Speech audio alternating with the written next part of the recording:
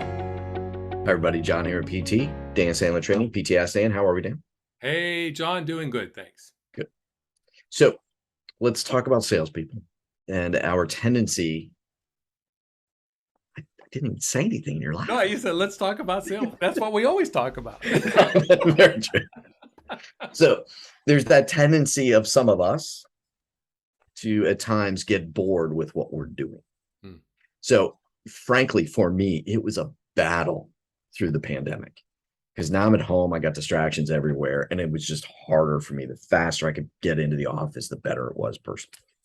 But sometimes they just get bored because there's a repetitiveness to what we do. And that has to happen in order for us to ultimately succeed.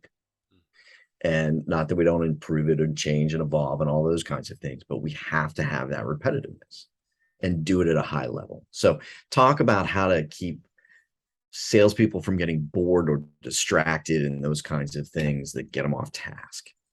Goals. You need goals.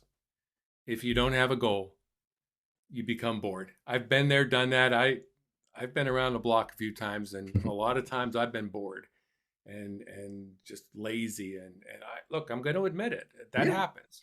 Yeah. If you don't have a goal, what are you aiming for? What motivates you? What gets you going? And look, some of your clients make a lot of really good money, and they barely have to do anything. So why keep going to work? Well, sometimes it's to get away from the family. I get that. But ultimately, why are you going to work still? What are you doing there? And so if we need to set goals of growth, goals that motivate us, that inspire us.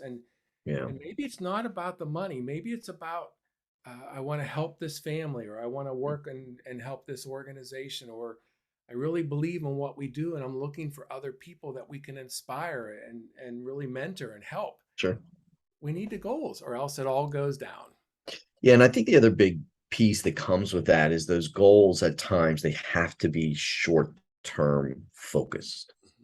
Because if they're too elongated, there's that procrastination factor that kicks in about, yeah, I'll get there by the end of the year or the end of the quarter or whatever the case may be. I remember when I first started the business, there was one guy in the office who had two coffee cups and he literally moved coffee beans from one cup to the other, making his minimum numbers of dials a day.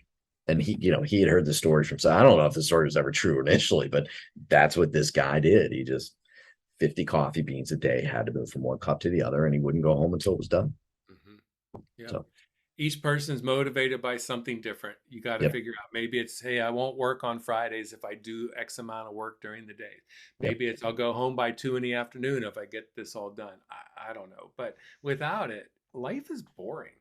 yeah. What's your why? Yeah, Yeah, you get it. it's a good way to put it. All right, everybody. See you again tomorrow.